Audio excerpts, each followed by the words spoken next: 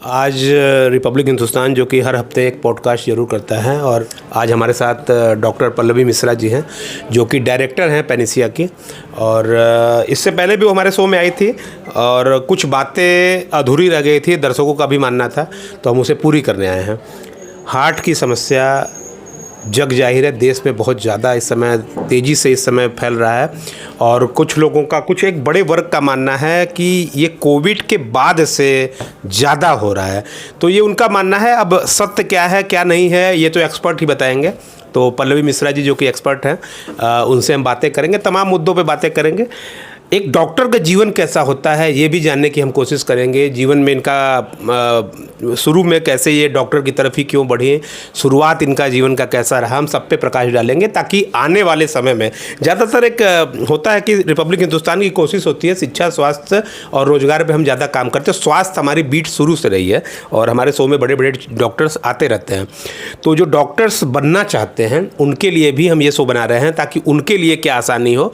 तो हम शुरू से इनसे बातें करेंगे, इनके शुरू के जीवन के काल में क्या क्या घटित हुआ। पल्लवी मिश्रा जी, आप दूसरी बार रिपब्लिक हिंदुस्तान में आपको धन्यवाद। देखिए, जैसा कि आपने कहा कि डॉक्टर व्यक्ति क्यों बनना चाहता है या फिर डॉक्टर कैसे एक मोटिवेशन आता है व्यक्ति के अंदर और वो डॉक्टर बनने के लिए प्रेरित होता है, तो मैं आपको बताऊं कि डॉक्टर बनना एक्चुअली एक सेवा का कार्य है।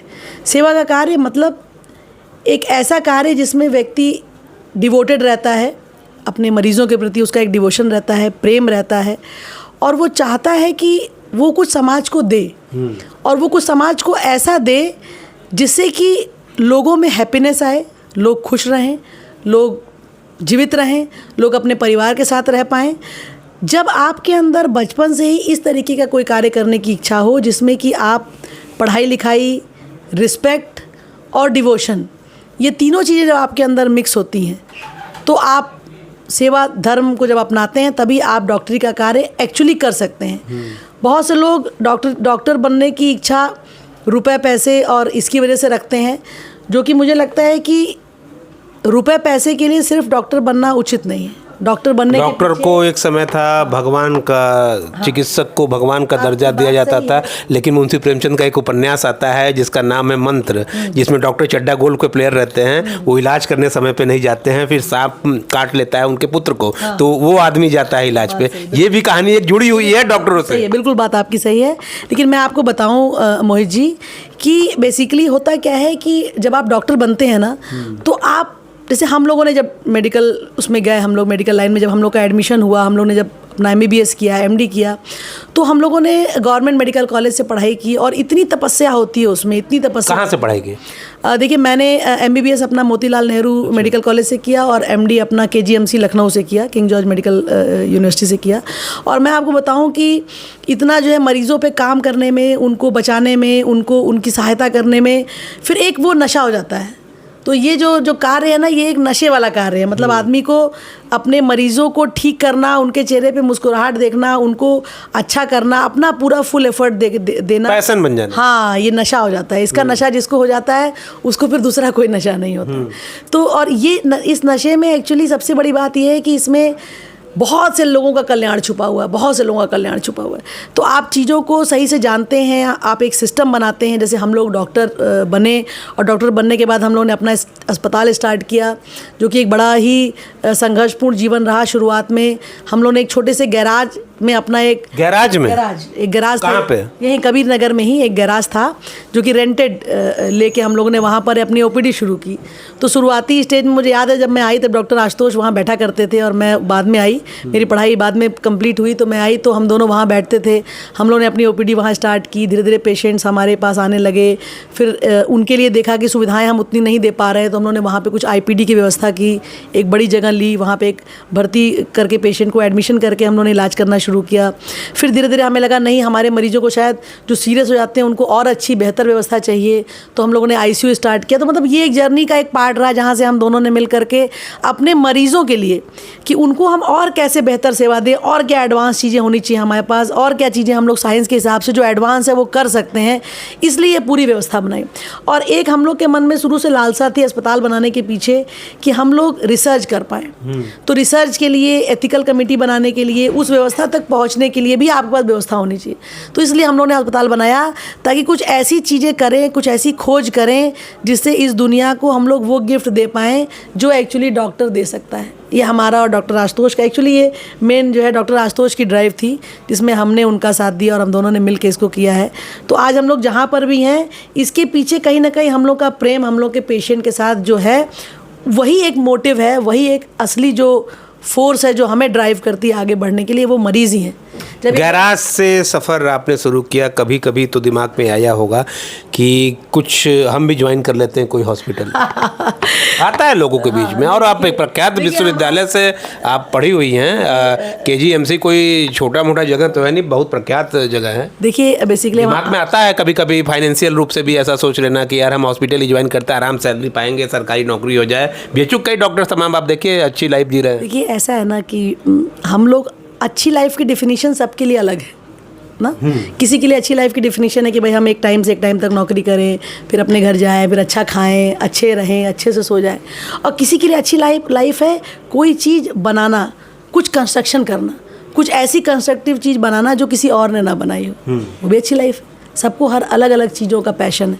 जैसे आपने कहा ना पैशन वर्ड, तो हम लोगों को पैशन था कुछ ऐसा सिस्टम बनाना वाराणसी में जिस सिस्टम से हम लोगों के लिए लाभकारी हो पाए। अगर हम सिर्फ नौकरी करते तो शायद ऐसा नहीं कर पाते। आज हमने जो बनाया है पैशन वर्ड, तो हम लोगों को पैशन था कुछ ऐसा सिस्टम बनाना वाराणसी में जिस सिस्टम से हम लोगों के लिए लाभकारी हो पाए। अगर हम सिर्फ नौकरी करते तो शायद ऐसा नहीं कर पाते। आज हमने जो बनाया है संस्थान, यहाँ पर टोटल सब कुछ मिला के लगभग 450 लोग हैं जो काम करते हैं। तो अगर हम लोगों ने एक छोटे से यूनिट ऐसी बनाई है जिसमें 450-500 लोग, और भगवान करे कल को 1,500, 2,000, 10,000 भी हो सकते हैं लोग, अगर इस संस्थान से जुड़ करके यहाँ से कुछ लाभ पाते हैं और उनका जीवन अच्छा होता है।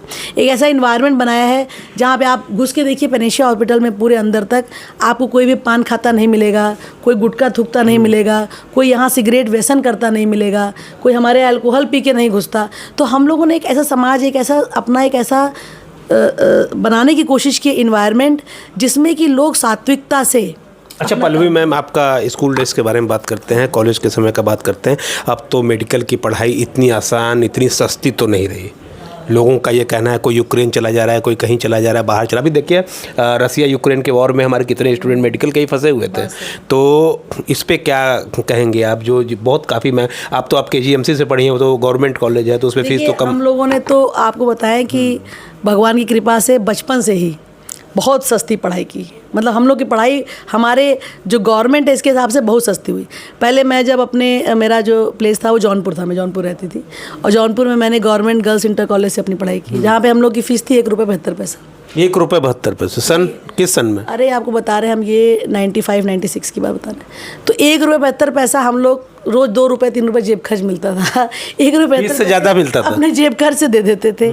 और ऐसे स्कूल से पढ़ाई की 12th तक, और 12th के बाद मेडिकल कॉलेज, वो भी मोतीलाल नेहरू जो कि गवर्नमेंट मेडिकल कॉलेज। पूरे साल की फ़ीस थी 30-32 हज़ार रुपये, एक साल की। और उसके बाद जब KGMC में गए तो वहाँ भी 40-45 हज़ार रुपये फ़ीस थी जब MD में थे, तो वो भी हम लोग को मिलता था, स्टाइपेंड मिलता था।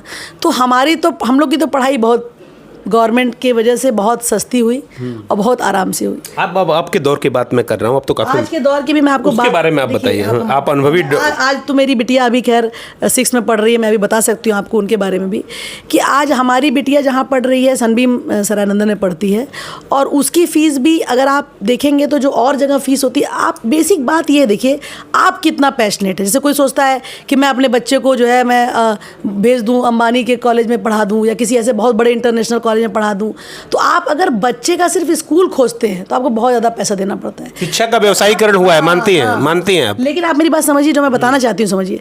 लेकिन अगर आप अपने बच्चे का स्कूल, ये सोचिए कि बच्चे की किताबें तो वही रहेंगी, चाहे आप किसी भी स्कूल में पढ़ा दीजिए, भाई 5th क्लास की जो किताब होगी वो तो वही रहेगी।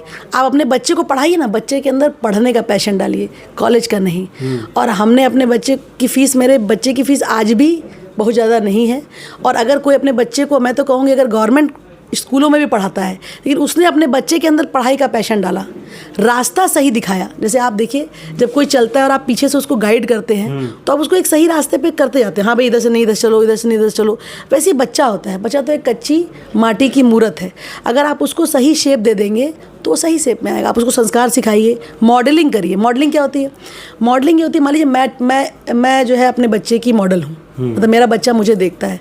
तो अगर मैं सात्विक हूँ, मैं मेहनती हूँ, मैं पढ़ाई करती हूँ, उसके फादर पढ़ाई करते हैं, हम सही बोलते हैं, हम स्पिरिचुअल हैं, हम दूसरों की भलाई की बात करते हैं, हम मेहनत की बात करते हैं, तो मेरा बच्चा यही करेगा। अगर मैं परवरिश सही होनी चाहिए। यस, संस्कार सही होने चाहिए। और पढ़ाई तो सब अच्छी है, मैं आपको दिख तो रही हूँ, मैं यहाँ बैठी हूँ ना, यहाँ बैठी हूँ, इलाज कर रही हूँ, सब कुछ कर रही हूँ, मैंने गवर्नमेंट गर्ल्स इंटर कॉलेज में पढ़ाई की, तो इसमें क्या बुराई? कुछ नहीं। आप अगर आप गवर्नमेंट के भी कॉलेज में अब देखा जाए पल्लवी मैम, अब तो एक ऐसा लगता है कि पैमाना बन गया है कि हर अभिभावक चाहता है महंगे स्कूल में भेजना, और महंगे स्कूल में नहीं भेजेगा तो उनका बेटा जो है इस जो तमाम टफ कंपटीशन है उसको नहीं टैकल कर पाएगा। लेकिन मैंने आपको इसका आंसर तो दे दिया अभी। आपका समय कुछ और था, ये समय कुछ और, ऐसा है क्या? वो भी समय ऐसा ही था, आज भी ऐसा ही है। आज से 15-20 साल पहले, 25 साल पहले क्या बढ़िया स्कूल नहीं हुआ करते थे? तब भी महंगी थी पढ़ाई। आज भी अगर आप उसी को प्रपोर्शनेट कर दीजिए तो आज भी पढ़ाई महंगी है। मैंने बताया तो आपको कि पढ़ाई किताब कॉपी और बच्चे के संस्कार और बच्चे के एनालिसिस से होती है। आप देखिए, एक ही क्लास में 100 बच्चे पढ़ते हैं, 50 बच्चे पढ़ते हैं, 50 बच्चों में से एक बच्चा फर्स्ट आता है, एक सेकंड आता है, एक थर्ड आता है, एक सबसे पीछे वाली सीट पे बैठता है। लेकिन कई बार वो जो फर्स्ट आया रहता है वो जीवन में आगे कुछ नहीं कर पाता, और जो लास्ट बैक बेंचर होता है जीवन में सब कुछ कर लेता है। तो क्या क्लास का जो फर्स्ट सेकंड थर्ड बच्चा आता है या फोर्थ फिफ्थ तक आता है, सबको डॉक्टर इंजीनियर बनना चाहिए? आप पहले क्लास से लेकर 12वीं क्लास तक का रिजल्ट देखिए और फिर आप डॉक्टरी इंजीनियरिंग में रिजल्ट देख लीजिए। उसके बाद भी डॉक्टरी इंजीनियरिंग में भी आप देख लीजिए कि जो गोल्ड मेडल पाते हैं, और बाद के उनके मेडिकल जीवन में देख लीजिए कि वो क्या करते हैं। तो आप पहले एनालाइज तो सही करिए सोसाइटी को। आप एनालिसिस कैसे कर रहे हैं? आप एनालिसिस अगर स्कूल भेज के कर ले रहे हैं तो वो सही नहीं है। आप ये देखिए कि आप बच्चे को कितना डाइवर्सिफाइड इन्वायरमेंट दे रहे हैं। जैसे फॉर एग्जांपल, केवल पढ़ाई ज़रूरी नहीं है, पढ़ाई के साथ खेल, खेल के साथ देशभक्ति। हमारे जीवन में जो हमारे पुराने जो लोग रहे हैं, जिन्होंने आदर्श एक जीवन जिया है, जिनके जीवन से कुछ मॉरल स्टोरीज थी जिसका कोई मतलब था, जैसे रानी लक्ष्मीबाई, जैसे भगत सिंह, जैसे गांधी जी, या ऐसे जितने भी पुराने लोग हुए हैं जिन्होंने अपने जीवन में कुछ किया है और उस स्टोरी से कुछ हमें मिला है। अगर ये स्टोरीज हमारे बच्चों को ट्रांसफ़र हो जाएं तो वो कुछ भी कर सकते हैं। अभी मेरी बात एक वाइस चांसलर से हो रही थी, गुजरात यूनिवर्सिटी के वाइस चांसलर हैं, देश के जाने माने यूनिवर्सिटी के। उनका ये कहना है कि अभिभावक भी कहीं ना कहीं जिम्मेदार हैं, वो प्रेशर क्रिएट करते हैं बच्चों पे। किस तरीके का प्रेशर? एक प्रेशर क्रिएट, उनको अपेक्षाओं का लाभ होता है कि हम इतनी फीस देते हैं, इतना फीस भरते हैं, तो हमें भी तो कुछ चाहिए बदले में। देखिए, ये सब बहुत ही सतही बातें हैं। एक्चुअली अगर कोई समझदार अभिभावक होता है तो कभी ऐसा नहीं करता है। जैसे हम अपनी बात आपसे बताते हैं और यही समाज को मैसेज भी देना चाहते हैं। वर्तमान समय को लेकर के कहा, बात से हम मैसेज देना चाहते हैं समाज को भी कि देखिए, किसी होड़ में पढ़ने से कोई फ़ायदा नहीं है। ठीक, अपने बच्चे को आप सही परवरिश दीजिए, सही मॉडलिंग करिए। जैसा मैंने आपको ही बताया कुछ देर पहले, सही मॉडलिंग मतलब उनके संपूर्ण विकास की तरफ आप जाइए, उनको सही संस्कार दीजिए। बच्चे आगे आगे खुद ही पढ़ते हैं, किसी को कुछ पढ़ाने की ज़रूरत नहीं। जब उनका दिमाग ड्राइव हो जाएगा एक तरफ, जब जैसे देखिए, हमारा देश जब आज़ाद नहीं हुआ था तो क्या हुआ था? कुछ लीडर आए, आगे बढ़े, उन्होंने लोगों के अंदर देशभक्ति का जज्बा पैदा किया।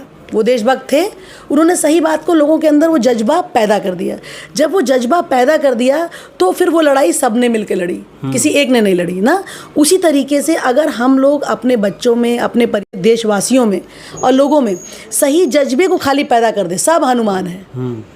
जितने लोग हैं सब हनुमान, जामवंत नहीं है। सबको बस खाली उनकी शक्ति, जो इंटरनल शक्ति है, उसका भान करा देना है। हमारा हर बच्चा अनूठा है, हर बच्चा, और हर बच्चा कुछ भी कर सकता है। आप देखिए, क्यों फिर ऐसा है कि लास्ट बेंचर बहुत अच्छा परफॉर्म कर रहा है बाद में जीवन में? क्यों ऐसा है? और क्यों ऐसा है कि आपका गोल्ड मेडलिस्ट सुसाइड कर ले रहा है? बताइए। ये बहुत बड़ी बात आपने कही। तो क्यों कर ले रहा है भाई? नहीं करना चाहिए ना भाई। उसने तो गोल्ड मेडल में वो तो बहुत पढ़ा, हाँ। वो उसने तो अपने जीवन में बहुत बड़ा कुछ अचीव किया, वो बहुत अच्छी सैलरी पर पहुंचा, उसने अपनी सैलरी क्या, वो बहुत बड़ा आदमी बन गया। फिर भी वो फ्रस्ट्रेट हुआ जीवन में और उसने कुछ कर बैठा। लेकिन आप सोचिए कि जिसने स्ट्रगल किया, जिसने छोटी छोटी स्ट्रगल पूरी की और अपने जीवन में उतना बड़ा नहीं सही, कुछ दूसरा ही अचीव किया, लेकिन वो हैप्पी है। ऐसा लग रहा है कि मैं मोटिवेशनल स्पीकर से बात कर रहा हूँ। लेकिन एक सवाल मैं आपसे पूछूंगा, क्रॉस करूंगा यहाँ पे। कोटा में एक बच्ची थी, उसने एक पत्र लिखा, एक लेटर लिखा और कहा कि पापा मुझसे नहीं हो पाएगा, आत्महत्या कर लिया। लेकिन बात यह है ना कि पापा, हम मुझसे क्या नहीं हो पाएगा? क्या नहीं हो पाएगा? मुझसे टॉप इंजीनियरिंग नहीं हो पाएगा तो क्या हुआ? इंजीनियर जो नहीं है वो दुनिया में नहीं। मुझे माफ करना, मेरे कहने यानी कहीं ना कहीं अभिभावक की अपेक्षा थी ना, इतना पैनिक किया गया, ऐसा कुछ हुआ होगा। इसका पूरी एनालिसिस जब तक ना हो तब तक खैर अभिभावक को भी कुछ कहना बहुत उचित नहीं होगा। लेकिन मुझे ऐसा लगता है कि किसी को भी, देखिए हम सभी को ना टाइप ए से टाइप बी पर्सनैलिटी में चेंज होना पड़ेगा किसी भी चीज़ के लिए, दुनिया में किसी भी चीज़ के लिए। और स्पिरिचुअलिटी एक्चुअली जो हमारे अंदर से खोती जा रही है और जो बहुत ज़्यादा हम लोग आधुनिकीकरण की तरफ जाते जा रहे हैं, हर चीज़ का पैशन, हमें ये बड़ी गाड़ी लेनी है, बड़ा बंगला लेना है, बहुत ढेर सारा पैसा होना चाहिए। एक्चुअली सारा खेल ही मॉडलिंग का है, सारा खेल मॉडलिंग है। अगर हमारा समाज सही चीज़ मॉडल करेगा, अगर हमारे फिल्म स्टार सही चीज़ मॉडल करेंगे, अगर हमारे बड़े जो समाज के लोग हैं जिनको हम लोग देखते हैं वो सही चीज़ करेंगे, हमारा पेरेंट्स सही चीज़ करेगा, तो डेफिनेटली फिल्म स्टार से याद आया, उनको देख करके तो लोग जो है पुष्पा राज बन जा रहे हैं। कोई सिगरेट फूंक रहा है, सिगरेट का विज्ञापन हो रहा है, कोई शराब का और महिमा मंडन हो रहा है। उस पर आप क्या कहेंगे? तो ये एक जनरेशन होता है, पुष्पा भाव जा रहे हैं, वो चंदन की लकड़ी काट के बेच दे रहे हैं, तो इस तरह के तो मैसेज समाज में दी जाए। और 600 करोड़ रुपए ऐसे फिल्में कमा रही हैं। देखिए मैं आपको बताऊं, अभी आप पुष्पा की बात कर रहे हैं, तमाम, मैं पुष्पा कोई टारगेट नहीं कर रहा हूँ। नहीं, आप जैसे हम आपको बता रहे हैं कि इस जमाने में भी पुष्पा भी बन रही है और दूसरी फिल्में भी बन रही हैं। अगर आप दूसरी फिल्मों को भी देखेंगे कंपैरेटिव, हम तो बीच बीच में देखते रहते हैं, बहुत अच्छी अच्छी पिक्चरें बनती हैं और बहुत अच्छे अच्छे उससे मैसेज भी दिए जाते हैं। It depends. मैं तो जैसे अपनी बिटिया को होता है यूजुअली मोटिवेशनल पिक्चरें दिखाती हूँ। जैसे कोई फिल्म, कोई जो है कोई प्लेयर है जिसने बहुत मेहनत की, बेचारा वो अभी वो जो था एक इसकी कार्तिक आर्यन की जो एक पिक्चर आई थी, वो जिसमें वो बहुत अच्छा एथलीट रहता है और बाद में उसको जो पैरालिसिस हो जाती है। बहुत अच्छी पिक्चर थी वो, बहुत अच्छी पिक्चर थी। तो आप ऐसी पिक्चर दिखाएं। आप कौन सी पिक्चर दिखा रहे हैं? क्या नाम था पिक्चर का? उसने वो ओलंपिक पैरा ओलंपिक में उसने पैरा ओलंपिक में उसने मेडल भी जीता था। उसने मेडल जीता था। तो अगर वैसी पिक्चर दिखाइए तो कैसा रहेगा? बच्चे ने देखा कि एक पूरा टफ, तो मेरा मतलब है बॉक्स ऑफिस रेवेन्यू में बहुत कम था उसका। पुष्पा का 600 करोड़ था। दर्शक पसंद किसे कर रहे हैं ये भी तो देखिए। ओहो, लेकिन मैं आपको बता रही हूँ कि जीवन जीने के लिए, इसके लिए हमें, देखिए अगर हम गलत चीज़ चूज़ करेंगे तब कोई कुछ नहीं कर पाएगा। हमें सही रास्ता ही चूज़ करना पड़ेगा, यही चीज़ है।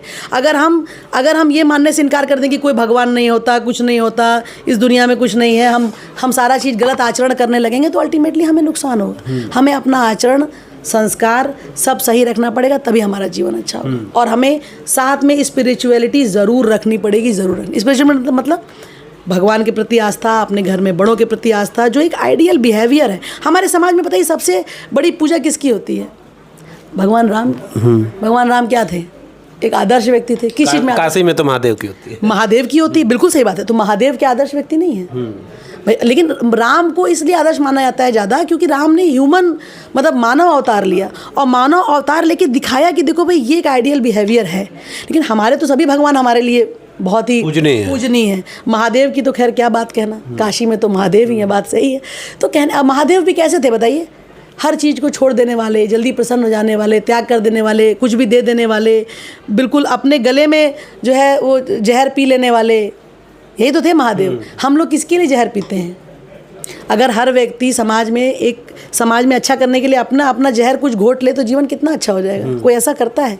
यही त्याग है। संदेश तो हमेशा हमको हमारे पीछे के लोग सही देते आ रहे हैं, हम ही उसको पकड़ नहीं पा रहे हैं, इसलिए हमारा जीवन कष्टित है। मौजूदा समय में लगातार आपने बहुत अच्छी बातें करी और बातें अच्छी चल रही हैं तो चलती रहनी चाहिए, रुकनी नहीं चाहिए। तो अभी वर्तमान समय में डॉक्टर्स पे हम बात क्यों करें?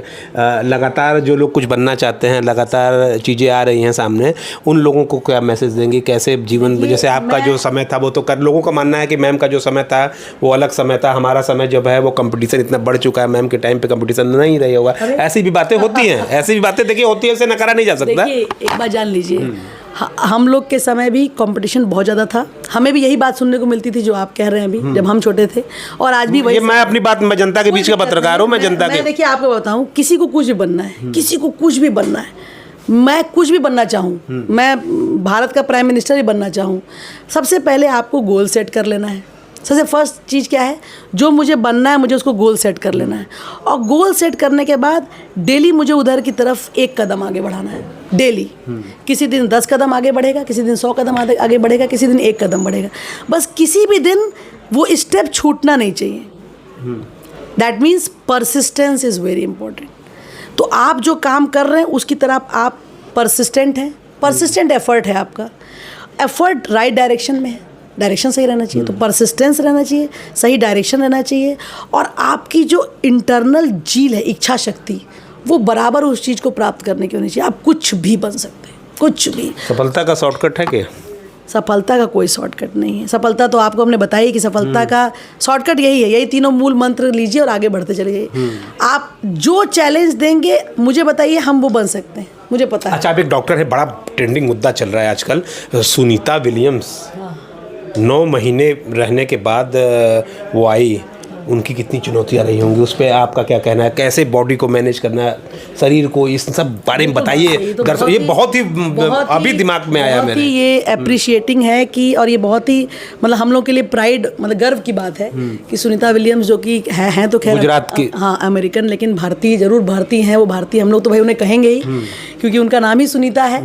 तो कहने का मतलब उन्होंने जो किया है वो वाकई में बहुत ही बड़ी चीज़ है। और ये भी ये बताती है, आप देखिए उनकी भी जर्नी पूरी आप देखिए, तो उसमें भी कहीं ना कहीं बहुत ज़्यादा उनका पैशन रहा होगा, बहुत ज़्यादा उनके अंदर उस चीज़ के लिए। आप सोचिए, जो आदमी चला जा रहा है स्पेस में, इतने दिनों रह जा रहा है, मतलब लोग अभी आप फ्लाइट में देखेंगे बैठ के, जनरल फ्लाइट में अब तो खैर बहुत कॉमन हो गया, सब लोग बैठने लगे हैं, लेकिन आप देखेंगे तो लोग, बहुत से लोग डरते हैं क्या होगा, कैसे होगा। वो स्पेस में गई, 9 महीना रही, तो वो तो बिल्कुल ही मिरेकल जैसे चीज़ है, जैसा उन्होंने किया उसका। हाँ, अद्भुत है। और इसमें डेफिनेटली उनका जो जील है, जो उनकी जो इंटरनल जो पावर है, इनर स्ट्रेंथ है, वो बहुत ज़बरदस्त रही होगी, जिसे उन्होंने ये अचीव किया है। और ये सब चीज़ें यूजुअली जो स्पोर्ट्स वाली, जिनके अंदर एक वो रहती है, स्पोर्ट्स जिसे स्पिरिट कहते हैं, उस स्पिरिट के ही लोग कर सकते हैं, जो कि किसी भी हद तक जा सकते हैं, या फिर जो बहुत ज़्यादा उसके प्रति उनका एक पागलपन है। तो अच्छा, एक बात बताइए, अब इतनी बातें हमारे बीच हो रही हैं और बातें ख़त्म नहीं हो रही हैं, चाहूँगा कि 4-5 मिनट और चलें। दूसरा सेगमेंट भी हमारा अभी बाकी है, जो कि हम मेन जिस मुद्दे पे आए तो उस पर ही बात करेंगे। रील्स की दुनिया ने कितना प्रभावित किया है लोगों को? देखिए, बहुत प्रभावित किया है, बहुत। हमारे शो में अभी मालिनी अवस्थी जी आई थी 3 दिन पहले, टूट पड़ी थी एकदम रील्स पे, कि रील्स ने तो एकदम चौपट करके रख दिया है। मतलब ऐसा उन्होंने कहा कि रील्स जब से आया है, इसके ऊपर बच्चों को बहुत खास ध्यान देना होगा, युवाओं को। बिल्कुल बात सही, आपकी बात सही है, एकदम सही बात है आपकी। ये बहुत तेज़ी से एडिक्ट कर लेता है लोगों को, ये बहुत फास्ट एडिक्शन कर रहा है। फास्ट एडिक्शन मतलब आपने इसे देखा तो आपको बार बार मन करेगा, अब देख लें क्या चल रहा है, अब देख लें क्या चल रहा है, तो आप बार बार 30 सेकंड में पूरी बातें बताते हैं, बार बार आप देखते जाएंगे। और उसमें इतना ज़्यादा विजुअल्स होता है, इतना ज़्यादा साउंड होता है, इतना मतलब कभी पता चले कि कोई सॉन्ग चल रहा है, कोई डांस चल रहा है, कोई एक कॉमेडी चल रही है। लेकिन आप एक बार जान लीजिए, हर एक चीज़ का, दुनिया में हर एक चीज़ का एक पॉजिटिव पक्ष होता है, एक नेगेटिव पक्ष होता है। अगर आप कोई भी चीज़ को, क्योंकि देखिए अब आजकल ये इन्फॉर्मेशन का ज़माना है, इन्फॉर्मेशन बहुत अच्छी चीज़ है, क्योंकि पहले हम लोग जो चीज़ एक चैप्टर पढ़ने के लिए हमें बहुत समय लगता था, आज के, खैर हम रील से अलग भी हट रहे हैं इसमें, कि एआई और जो आज का ज़माना है, इंटरनेट, और आपके लिए ये जो दुनिया है, वर्चुअल दुनिया जो क्रिएट हो गई है, इस दुनिया से बहुत फ़ायदा भी है। आपको जल्दी से इन्फॉर्मेशन मिल जाएगी। ट्रीटमेंट में डॉक्टरों के लिए कितना फ़ायदा है कि हमें तुरंत सारी चीज़ें उपलब्ध हो जाती हैं, हम लोग देख लेते हैं, हम लोग नई चीज़ों को तुरंत सीख लेते हैं, हम लोग अपने एकेडमिक चीज़ों को अच्छे से आगे बढ़ा सकते हैं, हम लोग फास्ट चीज़ों को कम्युनिकेट कर सकते हैं। तो डेफिनेटली एआई का, या जो आज का इंटरनेट का वर्ल्ड है, इसका बहुत फ़ायदा है, बहुत। आप देखिए, रिपोर्ट्स व्हाट्सएप कर दिया, पीडीएफ। अच्छा, ग्रुप आया है, उसके बारे में हाँ, एक मिनट पहले मुझे अपनी बात कंप्लीट कर लेने दीजिए। कि देखिए, एक जो है, हम लोग बहुत फास्ट कम्युनिकेट कर रहे हैं ना चीज़ों को। तो कोई भी बीमारी है, जैसे मान ली बीमारी आई, आज बीमारी आई, उसका कुछ रिसर्च हुआ जो पब्लिश हो गया और सबको मिल गया, सब लोगों को पता लग गया। आज कोई ट्रीटमेंट हुआ जो कि बहुत ही अलग सा हुआ, जिसमें कुछ चीज़ निकल के आई, तुरंत फैल गई, हम लोग ने उसको प्रोटोकॉल बना लिया, फॉलो कर लिया और पेशेंट को पहुंचा दिया। कितनी इंपॉर्टेंट चीज़ है। कोई पेशेंट दूर है हमसे, यहाँ से 500, 700, 1000 किलोमीटर दूर है, उसने अपनी रिपोर्ट भेजी, हमने उसको एनालाइज किया, उसका एक ट्रीटमेंट देखा, कुछ उसको एक दूर से भी एक फ़ायदा पहुँचा दिया, उसका काम हो गया। लेकिन निगेटिव पक्ष भी हैं बहुत से, जैसा आपने अभी बताया, ये कि छोटे बच्चों को गार्डेड नहीं है, देख रहे हैं, कोई ऐसी चीज़ आ गई जो गलत है, ख़राब है, उनके मन पे एक बुरा असर डालती है। और same is true for films. जो पिक्चरें भी आ रही हैं, आप देखिए, पिक्चरों में भी आप बहुत सी पिक्चरें ऐसी जो आप बैठ के अपने परिवार के साथ देख नहीं सकते, अपने बच्चों के साथ नहीं सकते। मैं तो भैया अपनी बेटी के साथ नहीं देख सकती, बहुत सी चीज़ें मुझे बहुत ऑड लगता है। आप क्या नहीं देख सकते? हम खुद नहीं देख सकते। तो आपको बताऊँ कि हमारे तो खैर टीवी भी नहीं है, हमारे घर में टीवी नहीं है, हमारे कोई टीवी नहीं देखता, टेलीविजन नहीं है, ये कैसे हो सकता है? ही नहीं, हमारे पिछले जो है 14 साल से टीवी नहीं है। 14 साल से आपके घर में टीवी नहीं? स्मार्ट टीवी है क्या? वो उसका आधार बदल गया? कुछ भी नहीं है, हम लोग टीवी देखते ही नहीं, हम लोग बातें करते हैं आपस में। बैठते हैं। मोबाइल कम चलाती हैं? नहीं, मोबाइल पे देखते हैं, रिपोर्ट्स देखते हैं, पेशेंट की चीज़ें, हाँ, फ़ोन पे बात करते हैं, ये सब चीज़ें करते हैं। ये जीवन आप जीती है 90s वाले अपने घर पे? ये हम लोग के घर में टीवी नहीं है। 90s का जो घर होता था वैसा है आपका घर? हम लोग सब बैठे खाना खाते हैं, साथ में बातें करते हैं। आपकी बेटियां या बच्चे जो हमारे होंगे घर में पेट्स हमने रख लिए हैं, पेट्स।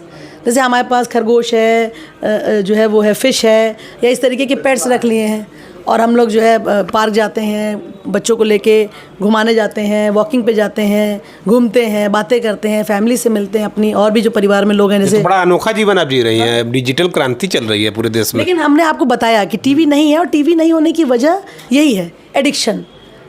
शुरुआत में टीवी थी तो सभी लोग, अब पता चले कि हमारे ससुर अलग देख रहे हैं टीवी, सास अलग देख रही हैं, बच्चे देख रहे हैं, तो आदमी फिर क्या करेगा? जब सब टीवी देखेंगे तो आपस में बातचीत कैसे होगी?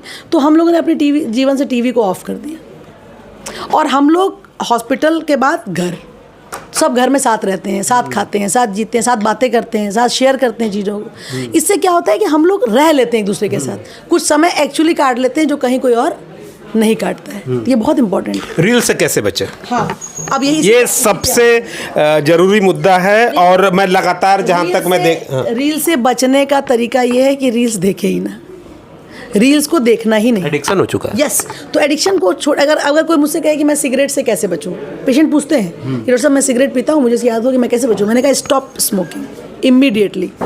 एक कमिटमेंट की खत्म। वो कहते हैं तलब है ही नहीं। सर कोई तलब नहीं होती मोहित जी, कोई तलब नहीं होती। मैं आपको बता रही हूँ, मैंने बहुत से लोगों को देखा है, एक झटके में, जिसने एक झटके में छोड़ दिया वो छोड़ देता है।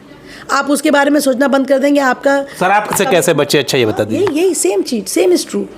आपके अंदर सिर्फ आपके अंदर का कॉन्फिडेंस और आपके अंदर का जो इनर स्ट्रेंथ है वो छुड़वा सकते कहने की बात है मैम ना। मैंने ऐसे पेशेंट देखे हैं, कई लोगों को मैंने भी देखा है, मतलब एकदम पूरी तरह से चोरी करते हुए मैंने देखा है। मैंने चोरी करते हुए, भीख मांगते हुए देखा। आप समझिए 100 लोगों में से इस तरीके की ताकत रखने वाले 5 ही लोग होते हैं जो कि चीज़ों को छोड़ने की ताकत रखते हैं। आपको गलत चीज़ छोड़ना ही पड़ेगा। और छोड़ने का वो मोटिवेशन कहाँ से आता है?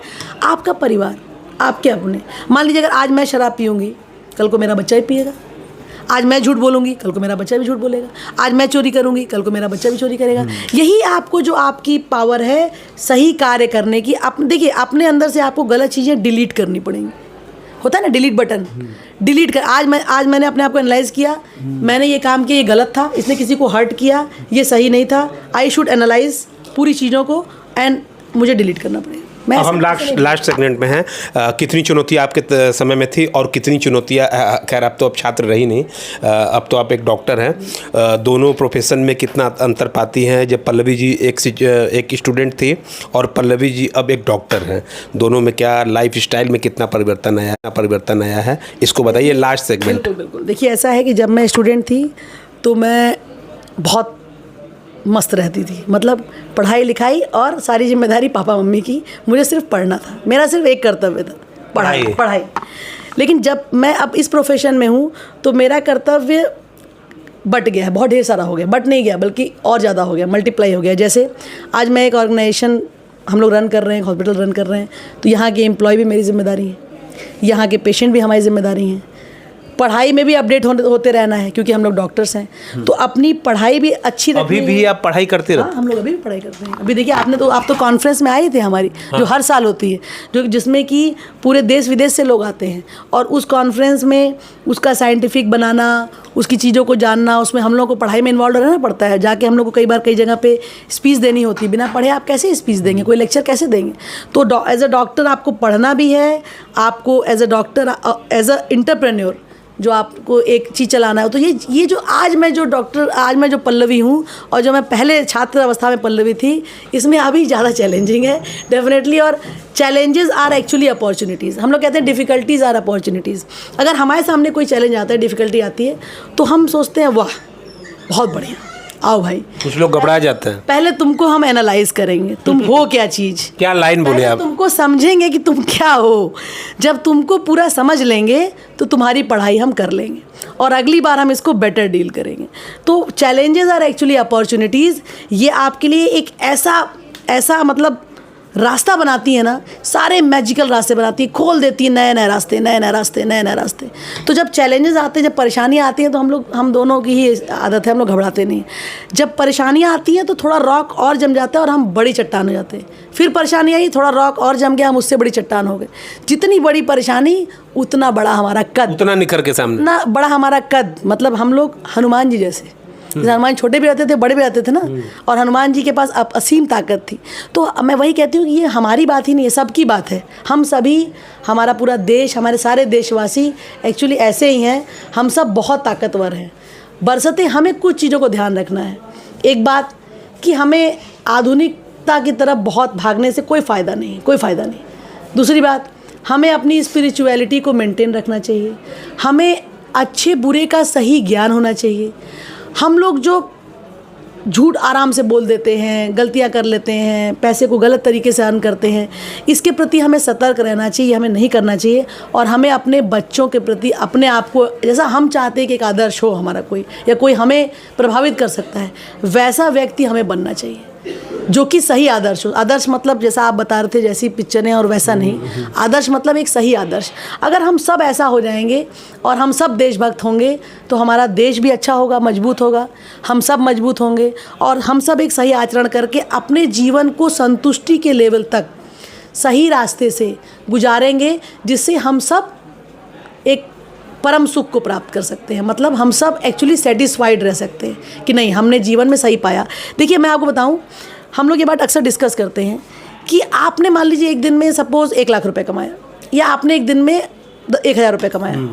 इट डिपेंड्स कि अल्टीमेटली आप अगर 1000 वाला व्यक्ति उतना खुश ज़्यादा है और 1 लाख वाले व्यक्ति पे समस्याएं ज़्यादा हैं, तो अल्टीमेटली कौन अमीर है? 1000 वाला। यस, यही आपको सोचना पड़ेगा कि आपकी एक्चुअली ज़रूरत कितनी है, कितनी है आपकी ज़रूरत। भाई आपकी ज़रूरत क्या है? 2 वक्त का बैलेंस खाना, ज़्यादा तो खा भी नहीं सकते, शुगर, रोटी कपड़ा मकान कहा जाता था, अब मोबाइल आ चुका है। नहीं, रोटी कपड़ा मकान और बेसिक ज़रूरतें आपकी पूरी हो रही हैं। उसके बाद का जो आपका जीवन है, उस बेसिक नेसेसिटी के अलावा बाकी सब आपको अपने देश को, अपने परिवार को समर्पित करना चाहिए। बस आपका जीवन संतोष के साथ सुखी रहेगा। आखिरी 30 सेकंड में आप जो छात्र हैं उनको एक संदेश दीजिए। परीक्षा का समय, IITs की परीक्षा आ रहे हैं, काफ़ी परीक्षाएं हैं, टेंशन बहुत ज़्यादा है। देखिए, हमने तो बताया आपको, MBBS के भी परीक्षाएं आ रहे हैं। आपको बताया कि देखिए, पहली बात तो ये कि टेंशन नहीं करना है, सारी पढ़ाई पहले से कर लेना है। एक हम लोग कहानी सुनते थे बचपन में। 1 नाइट स्टडी क्या है ये बताइए पहले। सुन लीजिए, हम लोग कहते हैं मैं 1 नाइट स्टडी किंग हूँ। मैं आपको बताती हूँ, पहले समझिए। एक बात आपको बहुत अच्छी बात बताती हूँ, जो एक्चुअली लोग अपने जीवन में अगर फॉलो कर ले तो उनको बड़ा लाभ होगा, जो मैं फॉलो करती हूँ। कभी भी अपने वर्क को ना एक बड़ा बोझा मत बनाइए, गट्ठर मत बनाइए। गट्ठर अपने सर पर रखेंगे, आप दब जाएंगे। आप उस गट्ठर को बांट दीजिए छोटे छोटे टुकड़ों में, और उस थोड़ा थोड़ा रोज उठा लीजिए। मतलब अपनी स्टडी को प्लान करिए पूरे समय में। आपके पास पूरा समय है, ऐसा तो है नहीं कि आपको एक दिन में डॉक्टर बन जाना है, एक दिन में इंजीनियर बनना है। आपके पास समय है। एक जो स्टूडेंट होता है ना, वो अनुशासित होना चाहिए। Discipline is very important. अगर स्टूडेंट अनुशासित है और उसने अपने पूरे वर्क को डिवाइड कर दिया है छोटे छोटे टुकड़ों में, यही मैं अपनी बेटी को भी सिखाती हूँ कि अपने काम को तुम रोज़ बांट दो डेली, और एक गट्ठर को डेली, एक मतलब टुकड़े को डेली उठा लो, मगर बिना गैप किए आपको रोज़ उठा लेना है गट्ठर का। एक जो मतलब आपने जो एक टुकड़ा बनाया, मान लीजिए आपने 100 टुकड़े बनाए, आप डेली 100 टुकड़ा उठा लीजिए। आप देखिए 101वें दिन आपकी जीत पक्की। आपका कहना है कि ऐसे ही रोज पढ़ाई करिए। यस, आप रोज पढ़ाई करिए। प्लीज एग्जाम के दिन कुछ मत पढ़िए, मस्त रहिए। बस अपने एग्जाम के दिन कुछ मत पढ़िए। एग्जाम के दिन बस अपने फॉर्मूलेज रिवाइज कर लीजिए। जो चीज़ें छूटने वाली होती हैं, जो छोटी छोटी चीज़ें आदमी फॉर्मूलेज और ऐसी चीज़ें जो याद करता है, वो रिवाइज कर लीजिए। अभिभावक पे लेंदी चीज़ें मत पढ़िए। अभिभावक पे प्रेशर ज़्यादा रहता है। मैं अपने आंखों से देखा हूँ, पेरेंट्स पे प्रेशर ज़्यादा रहता है बच्चों से। वो पानी वानी लेकर के जाते हैं बाकायदे साथ में। पेरेंट के लिए भी वही तो मैंने बताया आपको कि अगर पेरेंट, जो मैंने बताई बात, यही बात पेरेंट अपने, एग्जाम सिर्फ एक बच्चे का नहीं, पेरेंट्स का भी होता है। नहीं, बिल्कुल होता है। तो मैं बता तो रही हूँ कि पेरेंट को पहले समय पे जागना है, लेट नहीं जागना है। सही चीज़ मॉडल करनी है अपने बच्चे के लिए, और उसको पता होना चाहिए कि उस दिन वो बेचारा परेशान होगा परीक्षा के दिन, तो मैं इसको पहले से ही पढ़ा दूँ, या पहले से ही गाइडेंस दे दूँ, या पहले से ही मैं इसको जगा दूँ समय पे, ताकि उठ के समय पे पढ़ ले। तो लास्ट डे आप रिलैक्स रहेंगे। और आप यकीन मानिए दोस्तों, मैंने कभी लास्ट डे पढ़ाई नहीं की आज तक। मैं लास्ट डे खूब बढ़िया से सो के गई हूँ। मैंने अपने इंटरव्यू में भी कभी मैं उठा करके मैंने किताबें नहीं देखी। मैंने अपना एक ESIC का इंटरव्यू था, मैंने दिया था पहली MBBS के बाद मेरा सिलेक्शन पहले नंबर पे हुआ था, फर्स्ट नंबर। वहाँ सब लोग बाहर बैठ करके खूब रट रहे थे, मैं अंदर गई और मैंने अपना इंटरव्यू दिया आराम से। तो गॉड गिफ्टेड भी होता है कुछ? मुस्कुराते हुए नहीं, गॉड गिफ्टेड नहीं, आपका टेम्परामेंट इज़ वेरी इंपॉर्टेंट। अगर आप बहुत ज़्यादा हाई करेंगे, बहुत ज़्यादा घबराएंगे, तो आपको जो आता है परफॉर्मेंस गिर जाती है। घबराहट में परफॉर्मेंस गिर जाती है। रिलैक्स मैनर में परफॉर्मेंस। एंजाइटी से बचना भी तो इतना आसान नहीं है। एंजाइटी से भी आपको आपके हनुमान जी बचाएंगे। अगर आप हनुमान जी आप में शक्ति, तो आपकी एंजाइटी। हनुमान चालीसा पढ़ते रहे? नहीं, हनुमान चालीसा में नहीं, अपने आप की ताकत को ही बढ़ाना पड़ेगा। एंजाइटी कुछ नहीं है, ये सिर्फ आपको और ज़्यादा गिराने का रास्ता है। इसलिए एंजाइटी, अगर आप अपना काम पहले से रिवीजन ज़्यादा अच्छा किए रहेंगे, अगर आप कई बार रिवाइज, आप देखिए, आप कोई चीज़ अगर रिवाइज करके जाते हैं खूब बढ़िया से, तो आपको चीज़ आती रहती है, आपका कॉन्फिडेंस रहता है। जब आप कॉन्फिडेंट रहते हैं तो आपको एंजाइटी नहीं होती है। एंजाइटी आपको इसलिए हो रही है because you are not confident, क्योंकि आपने अपना जो गट्ठर था उसको पहले से थोड़ा थोड़ा करके नहीं उठाया है और छोड़ दिया है, और लास्ट में सारा उठाने की कोशिश कर रहे हैं। तो प्रॉब्लम हमारी शुरू की तैयारी ना होना है, प्रॉब्लम हमारी नींव में हो रही है। हम वहाँ से करेक्ट कर ले, हमारा सारा काम सही हो जाएगा। क्यों डॉक्टर साहब? तो ये थे हमारे साथ पल्लवी मिश्रा जी, जो जिनका पहला सेगमेंट हम डॉक्टर समझ के आए ही थे, लेकिन आज एक्सीडेंटल मोटिवेशनल स्पीकर यहाँ से लेकर के जा रहे हैं। दूसरे सेगमेंट में हम इनसे बात करेंगे, जिसके लिए हम आए थे रिपब्लिक हिंदुस्तान के लिए। पैनेसिया हॉस्पिटल की डायरेक्टर पल्लवी मिश्रा के साथ जितेंद्र यादव। धन्यवाद।